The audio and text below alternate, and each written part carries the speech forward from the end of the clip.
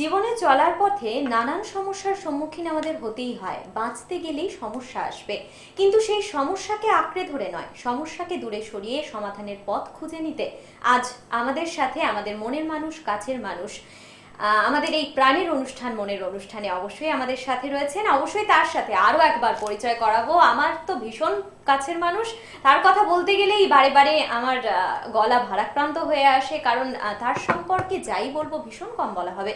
তবুও তার সম্পর্কে কিছুটা তো বলতেই হচ্ছে আমার সব দর্শক বন্ধুদের জন্য। শুরুতেই আমার সমস্ত দর্শক বন্ধুদেরকে স্বাগত জানাই, এবং স্বাগত জানানোর পাশাপাশি স্বাগত জানাবো আরো একজন বিশেষ ব্যক্তিত্বকে, যিনি আজ অলরেডি আমার সাথে রয়েছেন আমাদের হট সিটে।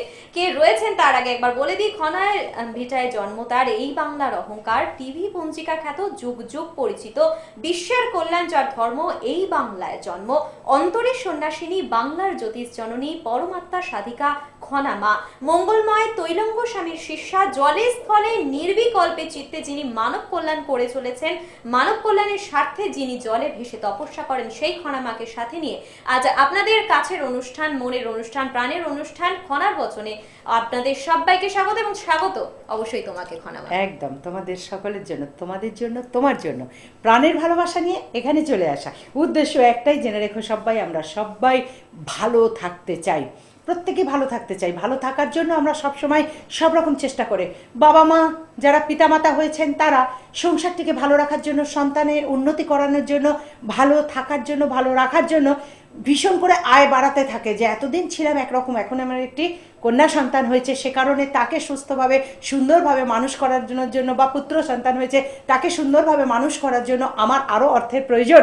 সেই কারণে আমাকে আরও একটি কাজ করতে হবে। একটি কাজ করছিলাম, একটি চাকরি করছিলাম, তা করছি, তাতে যতটা পাচ্ছি তার থেকে সময় বার করে আরেকটু সাইডে যদি কিছু রোজগার আমরা বাড়াতে পারি, তাহলে আমাদের সংসারটি আরও ভালো চলবে। তাহলে আমার সন্তানটিকে আমি আরও সুন্দর করে মানুষ করতে পারবো। সুন্দর মনের পিতামাতা, সুন্দর মনের পিতামাতা পাওয়াও একটা ভাগ্যের বিষয়। তা না হলে কোনো কোনো সন্তান পাচ্ছে খুবই রাগী, খুবই অসন্তুষ্টজনক পিতামাতা, আবার কেউ কেউ পাচ্ছে অনেক আদুরে, অনেক ভালো, অনেক ভালোবাসা দিতে জানে, ভালোবাসা পেতে জানে, এরকম পিতামাতা। সেটার জন্য ভাগ্যের প্রয়োজন। তাহলে দেখো, আমরা যে কথায় থাকি যে ভাগ্যের প্রয়োজন সবসময়, জন্মানোর আগেও ভাগ্যের প্রয়োজন লাগে, জন্মানোর আগে ভাগ্যের প্রয়োজন লাগে। অর্থাৎ ভাগ্য যদি সঠিক হয় তবে সুন্দর পিতামাতার কাছে সে জাতক বা জাতিকা জন্ম লয়। তার কারণ পিতামাতার যেমন ভালো সন্তান দরকার হয়, সন্তানেরও তেমন পিতামাতা ভালো দরকার হয়। আর সেই কারণে আবার জন্মাতে হবে, জন্মিলে মরিতে হবে, অমর কে কোথা কবে, এই দিয়ে জীবন শুরু হবে। তো জন্মগ্রহণ করতেই হবে আবার আমাদের। তাই এই জন্মেই যদি আমরা ভালো কর্ম করতে পারি, কর্মের মাধ্যমে দিন যাপনের সাথে সাথে নিত্য প্রয়োজনীয় জিনিস কেনার মতো, নিত্য প্রয়োজনীয় দিন চলার সাথে সাথে আমরা যদি একটু জপ তপে ধ্যান দিই, মন দিই, তাহলে আমাদের আগামী জন্মের জন্য কিছু সঞ্চয় করা থাকবে। আমরা আগামী বছরের জন্য কিছু সঞ্চয় করি, ভবিষ্যতের জন্য সঞ্চয় করি, অর্থ সঞ্চয় করি, রোজগার করি, সঞ্চয় করি। আমরা একটি একটি করে ইট কিনে কিনে একটু একটু করে সংগ্রহ করে করে একটি একটি নীড় তৈরি করি, শান্তির নীড়, একটি বাড়ি তৈরি করি। পাখিরা যেরকম একটি একটি করে কুঠি এনে তারা তাদের বাসা তৈরি করে, আমরাও আমাদের বাসা তৈরি করি। তো বাসা তৈরি করি কেন, বাড়ি তৈরি করি কেন? ভালোভাবে বসবাস করবার জন্য। আমরা রোজগার বাড়াই কেন? সুন্দরভাবে জীবন যাপন করার জন্য। আমরা এটা ভুলে যাই যে এটি যেটি করছি এটি উপস্থিত, উপস্থিতটা তো দরকার, পার প্রেজেন্টটা দরকার, আমরা করছি, করে নিচ্ছি, কিন্তু এর বাইরেও কিছু আছে, এর পরেও কিছু আছে। যেমন আমরা সকলেই জানি যে আমরা একটা সময় বৃদ্ধ বৃদ্ধা হব, তখন আমরা আমাদের পরিবারের পরিজনদের ওপর নির্ভরশীল হব। এটাও যেমন জানি, তেমনি আরেকটু জানতে হবে, আরেকটুখানি, সেটি হচ্ছে যে এরপরে আবার আমরা ইহলোক ছেড়ে পরলোক গমন করব। আবার সেই পরলোকেও চিরস্থায়ী নয়, সেখান থেকে আবার আমরা এই সার্কেল অনুযায়ী ইহলোকে প্রবেশ করব। এই ইহলোকে যখন প্রবেশ করব, সেই সময় কীরূপ পরিবেশে, কীরূপ পরিবারে, কীরূপ পিতামাতার কাছে আমরা আসব, তার জন্য একটা কর্মফলের লিস্ট থাকে। সেই কর্মফল অনুযায়ী লিস্ট হবে। সেইটা ভেবে, যেমন ভবিষ্যতের কথা ভেবে আমরা অর্থ জমাচ্ছি, গৃহ নির্মাণ করছি ইত্যাদি, তেমনি ভবিষ্যতের কথা ভেবে আমরা সন্তান তৈরি করছি, সন্তানকে বড় করছি, সেটাও যেমন ঠিক, তেমনি তারপরেও আরও কিছু আছে এটা ভেবে আমরা যদি একটু জপ তপ পুজো, গুরুতে মতি, গুরুর ওপরে ভক্তি, এইগুলো সঠিক পথ, অধর্ম করব না, অন্যায় করব না, ভালো কর্ম করব, এই জায়গায় নিজেদেরকে রাখতে পারি, তাহলে কিন্তু আমরা পরের জন্মটা ভালো পাবো। আবার অনেক পিতামাতা কেমন হয় যে সন্তান হবে, খুব আনন্দ, খুব আনন্দ, খুব উৎসব, কিন্তু হায় এ কি হয়, সন্তান হওয়ার পর দেখা গেল সন্তানটি বিকলাঙ্গ, সন্তানটি অসুস্থ, অথবা অন্ধ, অথবা তার হার্টের কোনো প্রবলেম আছে ইত্যাদি। সেই সন্তানকে নিয়ে ভোগান্তির শেষ নেই। কত ভোগান্তি, ডাক্তার দেখাও, চিন্তা করো, কষ্ট করো, ভীষণভাবে জীবনটা একদম অন্য মোড় ঘুরে নেয়। সেই সময় থেকে রক্ষা পাওয়ার পথ কি আছে? আমি বলি আছে, আছে আমার কাছে সেই সময়ের থেকে পথ, যাতে অসুস্থ সন্তান না হয় তার পথও আছে। সেটা যদি আমরা ঠিক মতো একটু সচেতন হই, খুব তাড়াহুড়ো যাতে না করি।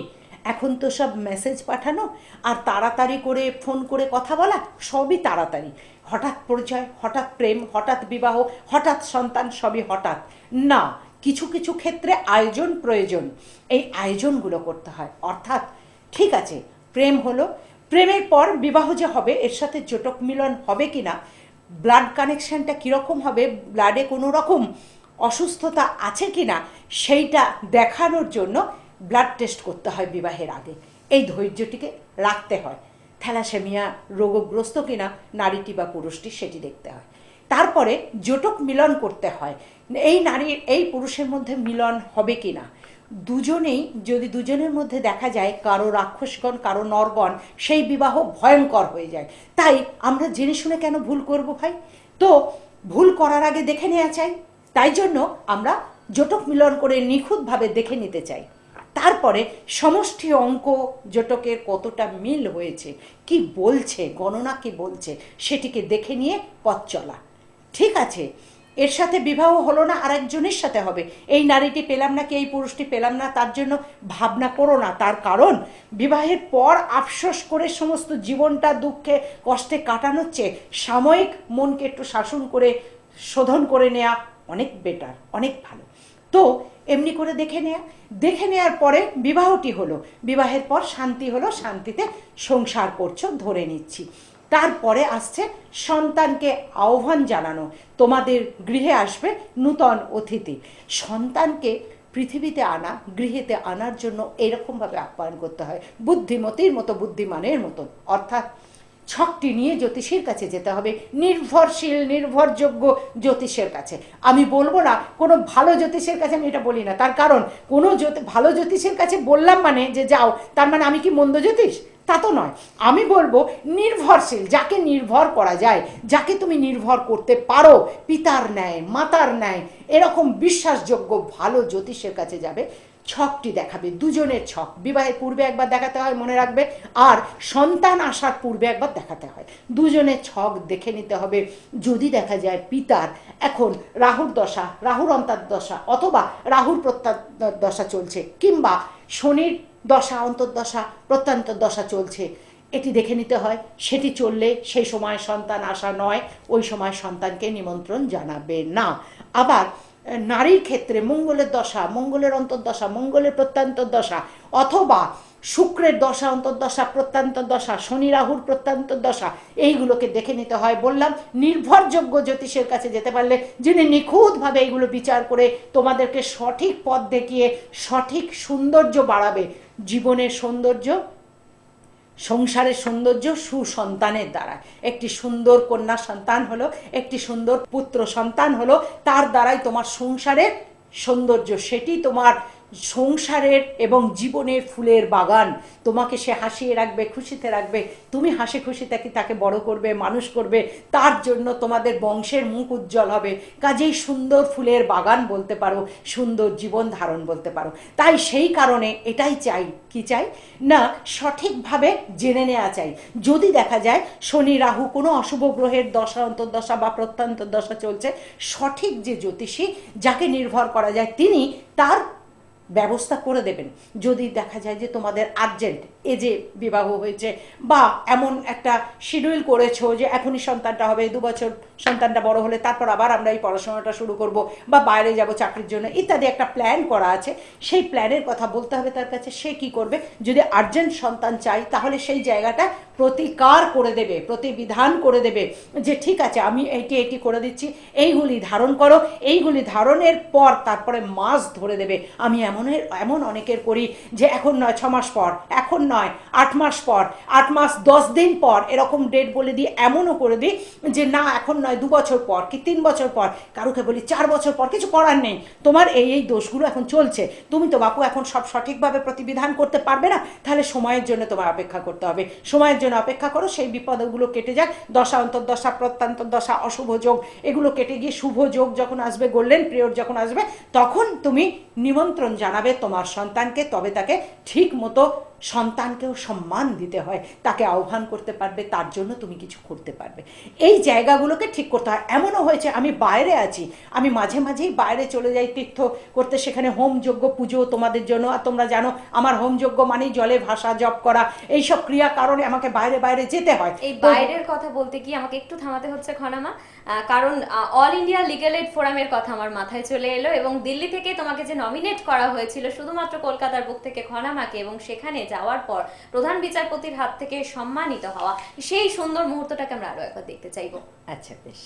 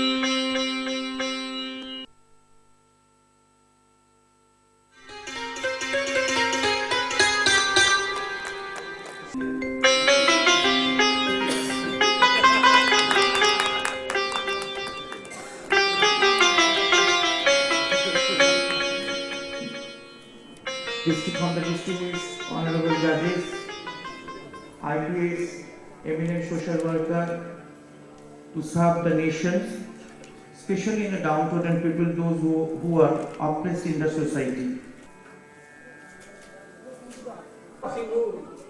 What happened? Not only their land was returned back, but they were also paid compensation for depriving for the use of their land by the Supreme Court. So much responsibility that you have to you are visiting also, and in future also you have to visit every dwelling house of poor people, deprived people, so that we can protect their rights. Other distinguished guests who adorn the dais, members of the India Legal Forum, other distinguished guests, ladies and gentlemen. The All India Legal Aid Forum is doing All India Legal Aid March. আজকে এত মহতী অনুষ্ঠানে উপস্থিত থাকতে পেরে নিজেকে ধন্য বলে মনে করছি। খুব খুব ভীষণ ভীষণ ভালো লাগছে। এমন মহতী অনুষ্ঠান, লিগ্যাল ফোরামের এই অনুষ্ঠান, যেটি আমাদের ঘরের ছেলে জয়দীপ মুখার্জি, সে এত সুন্দর আয়োজন করেছে এবং এত অজানাকে জানতে পারলাম। আজকে আমরা কিছু কিছু জানতাম, কিছু কিছু আমাদের জানা ছিল, আরও অনেক অজানাকে আমরা জানতে পারলাম আজকের এমন অনুষ্ঠানে এসে। অনেক রকমের কথা শুনলাম, জানলাম, এবং যার থেকে অনেক বেশি উপলব্ধি হলো, বুঝতে পারলাম যে প্রশ্ন আমাদের ভেতরে ঘুমন্ত ছিল যেন জাগ্রত হয়ে উঠল। সেই কবিতার কথা মনে পড়ে যায়, কত অজানাকে জানাইলে তুমি, কত ঘরে দিলে ঠাই, দূরকে করিলে নিকট বন্ধু, পরকে করিলে ভাই। আজকে হলো ঠিক তাই, অর্থাৎ অনেক অজানাকে নূতন করে জানা হলো, যেগুলো লুপ্ত প্রায় হয়ে যাচ্ছিল সেই নূতন নূতন কথাগুলো মহান মহান ব্যক্তিদের মুখ থেকে শুনে ভীষণ ভালো লাগলো। আমরা ছোটবেলা থেকেই নেতাজি প্রিয়। ছোট ছোট ছেলে মেয়েদের যখন স্কুলে লেখানো হয়, আঁকা শেখানো হয়, তখনই তারা নেতাজি একটা আঁকতে ভীষণ ভালোবাসে, একটা নেতাজি আঁকবো। তার মানে নেতাজি সকলের হৃদয়ের পিতা, একটি স্থান নিয়ে আছেন। কিন্তু সেই নেতাজির কথা এখন প্রায় ঘুমন্ত হয়ে যেতে বসেছিল। আজকের এই অনুষ্ঠান এবং সারা জেগেছে বেশ কিছু বছর ধরে আমরা দেখছি, শুনছি, জানছি যে নেতাজির বিষয় নিয়ে জানবার আগ্রহ অনেকেরই হয়েছে, বুঝবার অনেকেরই হয়েছে। মনে হচ্ছে সেই গানের ঢেউ বোধহয় আবার উঠে আসছে। লাল কেল্লার উন্নত শিরে পতাকা ত্রিবর্ণ শোভিছে আজিকে, তুমি কোথা নেতাজি, তুমি কোথা নেতাজি। প্রাণের কথাগুলো গানে গাথা আছে, প্রাণের কথা সকলের হৃদয়ের কথা। তো এই সমস্ত মহতী অনুষ্ঠানের সাথে যুক্ত থাকতে থাকতে, এবং আমরা ধর্ম নিয়ে আলোচনা করি, ধর্ম নিয়ে জানি, ধর্ম কথা বলি, ধর্মপথে চলি। ধর্মের একটি শিখা, উজ্জ্বল শিখা নেতাজি। নেতাজিকে জানলে অনেক অজানাকে জানা হয়, এবং নেতাজির বিষয় জানবার জন্য আমাদের প্রচুর কৌতূহল প্রত্যেকের মধ্যে রয়েছে। আমরা সবসময় সব সুযোগ সুবিধা পাই না, এমন একটি অনুষ্ঠানে এসে অনেক সুযোগ সুবিধা পেলাম তার বিষয় জানবার এবং তার বিষয়ে কিছু কথা বলবার। আর আমাদের ভীষণ ভালো ঘরের ছেলে জয়দীপ মুখার্জি, যেন মনে হয় শ্রীকান্তর লেখা সেই একটি ছোট্ট দেশলাই কাঠি, একটি বারুদ। সে সব দিকে ধর্মের দিকে যখন যাচ্ছে, এগিয়ে যাচ্ছে, ধর্মকে ভীষণভাবে ধর্মের ধ্বজা ধরে এগিয়ে চলেছে। যখন নেতাজির কথা বলছেন, যখন অন্যান্য সোসাইটির দিকে তিনি দৃষ্টিপাত করছেন, তখন সেদিকটি সজাগ হয়ে উঠছে। তার মায়ের সাথে আলাপ হলো, তার বাড়িতে অন্নপূর্ণা পুজোয় আমার যাওয়ার সুযোগ হয়, আমি যাই, আমাকে দিয়ে উদ্বোধন করান উনি। তো তার মায়ের সাথে আলাপ হলো, তার মাকে আমি বললাম যে তুমি তো মা রত্নগর্ভা, এমন একটি সন্তান ধারণ করেছেন। তার মা বিনয়ের সঙ্গে আমাকে বললেন, আমি কিছু না বাপু, আমি কিছু না, তার দাদু মানে ঠাকুর দাদা, তার পিতা, তাদের জন্যই এমন সন্তান এসেছে আমাদের বংশে। তো আজকের এই অনুষ্ঠানে আমি খুব শান্তি পেলাম, খুব আনন্দ পেলাম, এবং নেতাজির বিষয় উদ্ঘাটন করার জন্য আমরা আমাদের সম্পূর্ণ দায়িত্ব যেমন জয়দীপকে দিলাম, জয়দীপ যেমন নিয়েছে, এবং আমিও বলছি জয়দীপ তুমি এগিয়ে চলো, আমরা সকলে আছি তোমার সাথে। আমার একটি কথা আমি একটু তোমাদের মনের কথা জানাই, যেটি হলো বহু আশা নিয়ে আমি এলাম এই পৃথিবীতে, মানুষের মাঝে ভগবান আছে সেটি খুঁজে নিতে। আজকের জন্য বলবো নেতাজি স্বয়ং আমাদের ভগবান আছে, তাকে খুঁজে নিতে। On the High Commissions of Nigeria, Federal Republic of Nigeria, the Councillor, she is Consulate of the posted in India. So I am requesting her to give a speech in this assembly.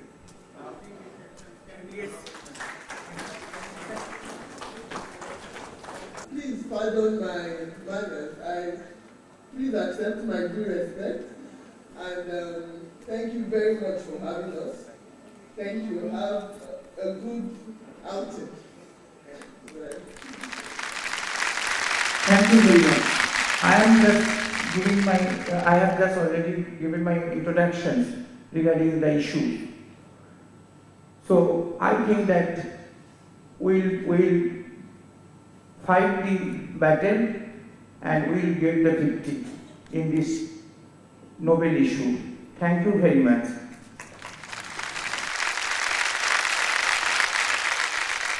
We are presenting the All India Legal Aid Forum Award to Mr. Gautam Haldar.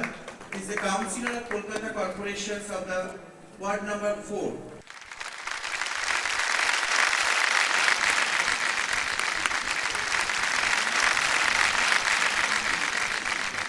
I am requesting to come before the dash Khanama. Is one of the deputy.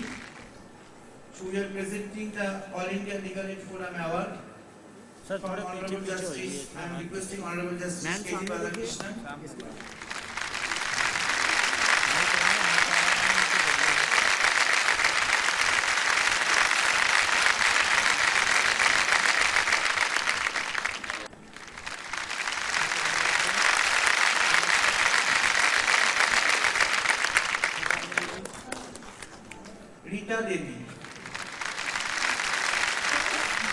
from Narmada,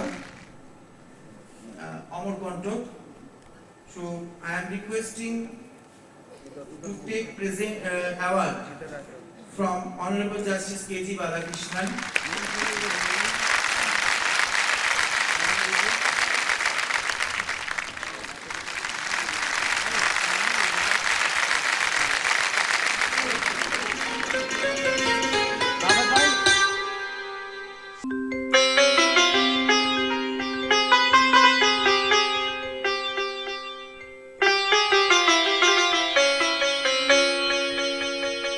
সেই সুন্দর মুহূর্তের সাক্ষী থাকলাম আমরা এবং অবশ্যই থাকলো দর্শক বন্ধুরাও।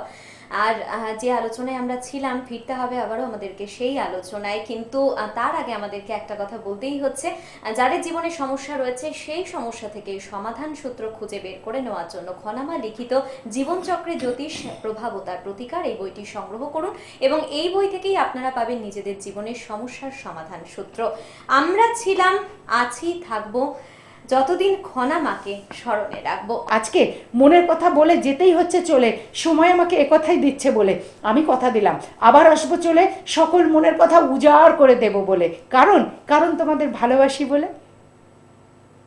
বহু আশা নিয়ে আমি এলাম এই পৃথিবীতে, মানুষের মাঝে ভগবান আছে সেটি খুঁজে নিতে। তোমাদের সকলের চৈতন্য হোক, তোমাদের সকলের মঙ্গল হোক, মঙ্গলময় ঈশ্বর সদাই তোমাদের সঙ্গে থাকুন। তোমরা সকলে অনেক ভালো থাকো, অনেক ভালো থাকো, অনেক ভালো। তুমি মা বলো না মা।